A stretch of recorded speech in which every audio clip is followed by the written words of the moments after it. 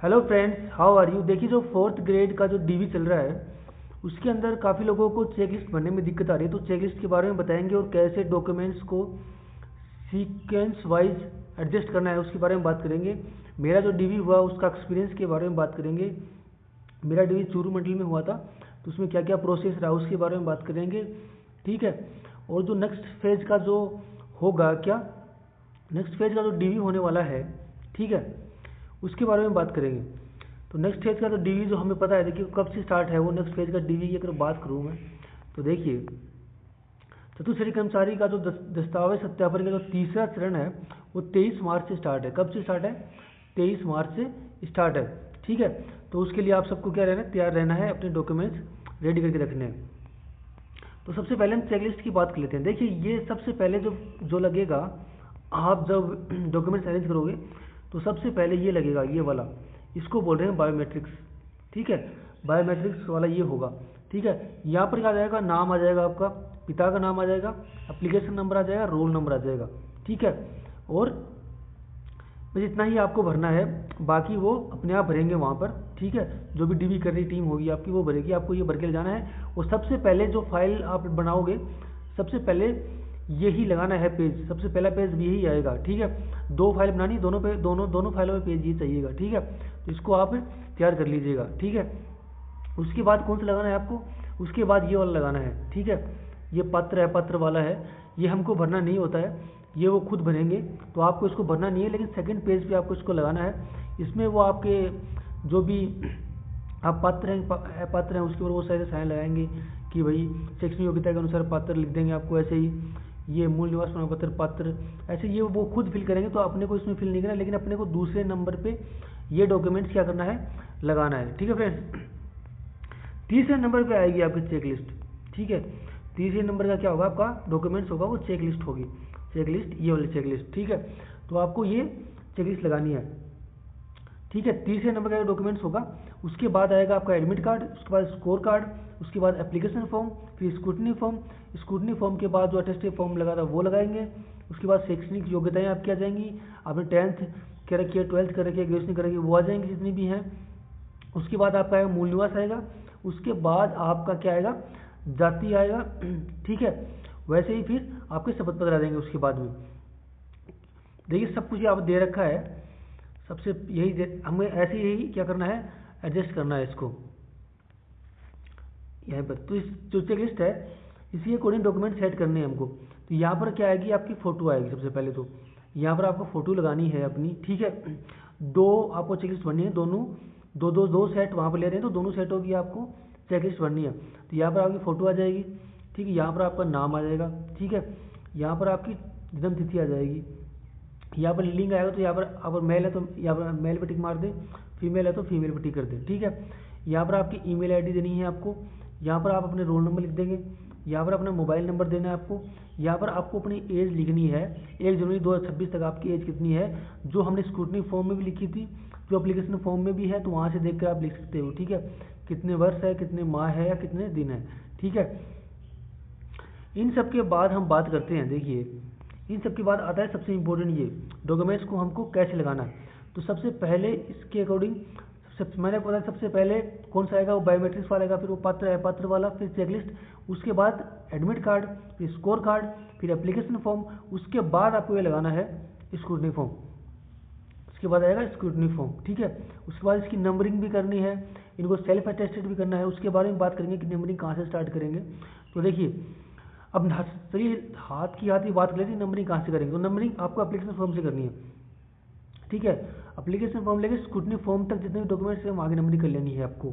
अब आप पूछोगे कि एप्लीकेशन फॉर्म वाले लिखेंगे कहाँ से, तो सपोज कीजिए आपने एप्लीकेशन फॉर्म से 1 नंबर डाला। ठीक है। और स्क्रूटनी फॉर्म का जो लास्ट पेज है वहाँ पर आपका आया 15वां डॉक्यूमेंट्स आया। ठीक है। एक आपने एप्लीकेशन फॉर्म से 1 नंबर डाला, स्क्रूटनी फॉर्म का जो लास्ट पेज है वो 15 नंबर तक आया। तो यहाँ पर आप लिख दोगे 1 से लेकर 15, ऐसे इस कॉलम में लिख दोगे 1 से लेकर 15। ठीक है फ्रेंड्स। यहाँ पर आपको लिख देना 1 से लेकर 15। ठीक है। 1 से लेकर 15 आपको लिख देने, ऐसे डेस लगाकर, और यहाँ पर 15 ऐसे कर देने। ठीक है। पहले पेज पे। ठीक है। और यहाँ पर दस्तावेज उपलब्ध है, तो यहाँ पर आपको लिख देना हाँ। ठीक है। क्या लिख देना है यहाँ पर, हाँ लिख देना है। जारी करने की तिथि, तो स्क्रूटनी फॉर्म जब आपने भरा था उस पर डेट लिखी हुई होती है ऊपर, तो वो डेट यहाँ पर आपको लिख देनी है, ठीक है। तो ये आपका पहला हो गया कॉलम पूरा, ठीक है। उसके बाद बात दूसरे कॉलम की, तो आपकी जितनी भी क्वालिफिकेशन हैं, चाहे आपने 12th करेंगे, 12th करेंगे, ग्रेजुएशन करें है, तो स्क्रूटनी फॉर्म के आगे वाला जो आप लगाओगे, जैसे 15 तक आ गए आपके क्या स्क्रूटनी फॉर्म तक 15, उसके बाद 16 नंबर लगाओगे आप। जैसे 12th की मार्कशीट है तो 16 नंबर से स्टार्ट करोगे आप। उसके बाद जितनी भी आपकी आती है, जितनी भी मार्कशीट है, या आपने ओनली 10th लगाई है, या आपने ओनली 12th लगाई है, या आपने ओनली ग्रेजुएशन लगाई है, या फिर CT लगाई है, पोस्ट ग्रेजुएशन लगाई, जितने भी होंगे, सपोज मान लीजिए आपके ये 22 डॉक्यूमेंट्स बनते हैं, हम गेस कर रहे हैं कि 22 डॉक्यूमेंट्स आपके बनते हैं, तो सेकंड यहाँ पर आप लिख दोगे 16 से लेकर 22 ऐसे डेज लगाकर, 16 से लेकर 22 ऐसे डेज लगाकर, और यहाँ पर आप लिख दोगे हाँ, और यहाँ पर जारी करने की तिथि होगी वो आपकी जो 10th होगी, वो 10th की मार्कशीट होगी उस पर लिखी होगी पास करने की, वही लिख देनी है यहाँ पर आपको, ठीक है। उसके बाद आता है आपका मूल निवास प्रमाण पत्र। क्या आता है, मूल निवास प्रमाण पत्र।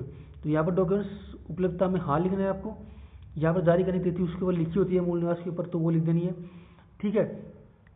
अगर मूल निवास आपका सपोज मूल निवास का आपने एफिडेविट भी लगाया है, हाँ इसकी बात कर लेते हैं। देखिए आपका अगर आवेदन के बाद अगर मूल निवास बना हुआ है तो आपको एफिडेविट लगाना है, ठीक है।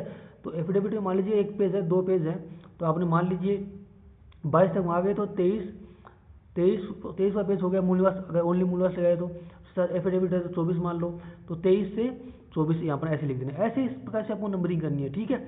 इस तरह से आपको नंबरिंग करते हुए चलना है। वैसे ही यहाँ पर कास्ट सर्टिफिकेट आ गया, ठीक है। अगर देखिए मैं जनरल की और ओबीसी की बात करूँ, जनरल और ओबीसी का अगर कास्ट सर्टिफिकेट है वो 1 साल पुराना है, आवेदन की लास्ट डेट से 1 साल पुराना है तो चल जाएगा।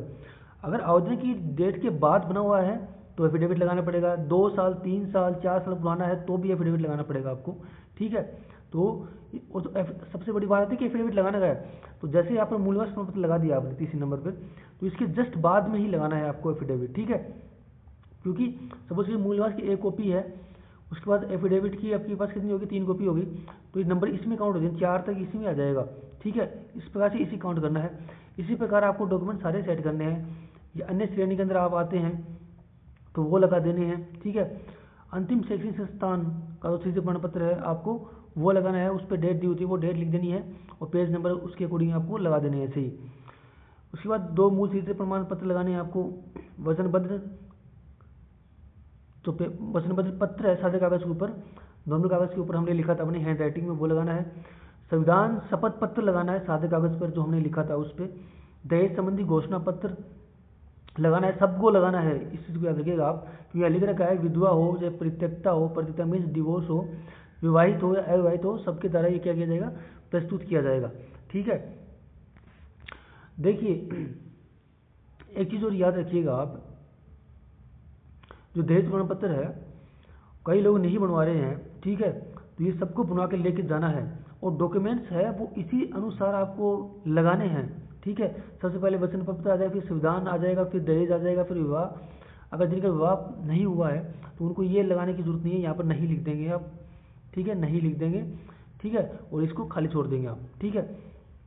संतान संबंधी घोषणा पत्र ये सबको लगाना है, चाहे आप शादीशुदा हो, अविवाहित हो या अविवाहित हो, ठीक है।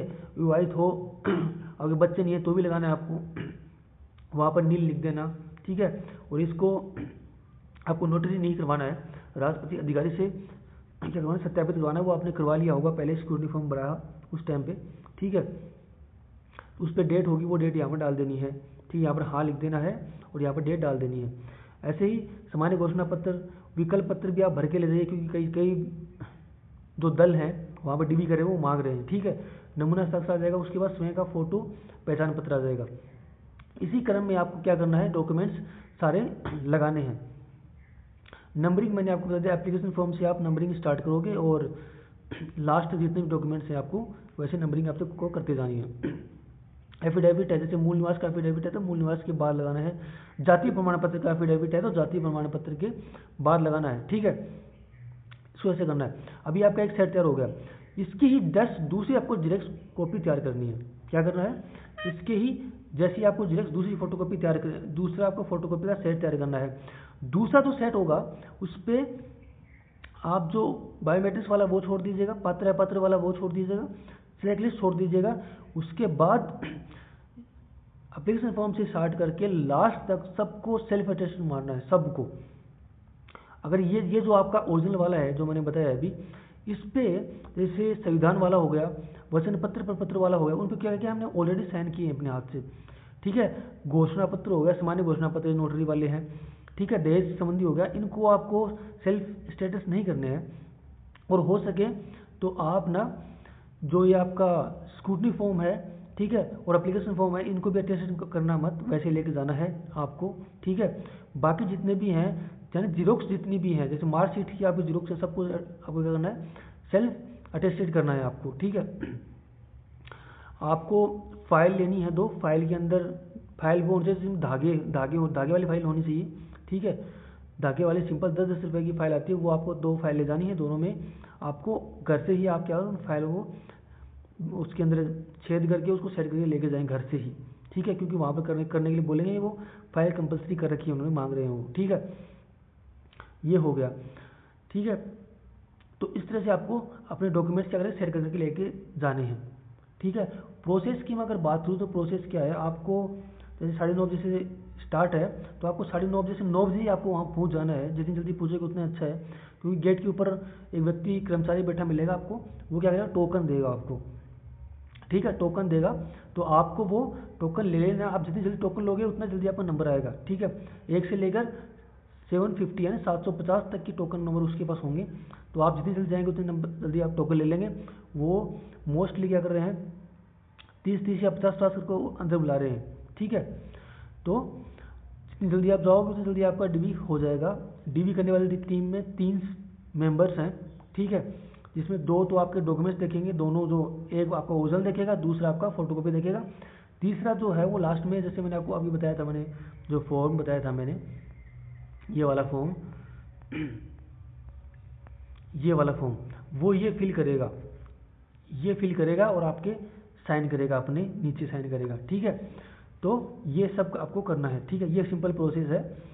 और डॉक्यूमेंट्स में अगर आपकी कुछ कमी रहती है एफिडेविट वगैरह के अंदर, तो वहाँ पर आप पास में ही कलेक्ट्रेट ऑफिस है, तो वहाँ पर आप जाकर क्या कर सकते हैं, बनवा के ला सकते हैं। लेकिन जिनका सैटरडे हो, संडे को हो, उनको दिक्कत आएगी, क्योंकि उस दिन क्या होता है, ऑफ रहता है, तो उस दिन वहाँ पर क्या आ सकती है, दिक्कत आ सकती है आपको, ठीक है फ्रेंड्स। और प्रोसेस बहुत इजी है, स्ट्रेस फ्री होकर जाएं, डॉक्यूमेंट्स अपने पूरे लेके जाएं, ठीक है। और सुबह जल्दी ही टाइम पे पहुंच जाएं, ताकि आप जल्दी ही क्या हो सकें, फ्री हो सकें, ठीक है।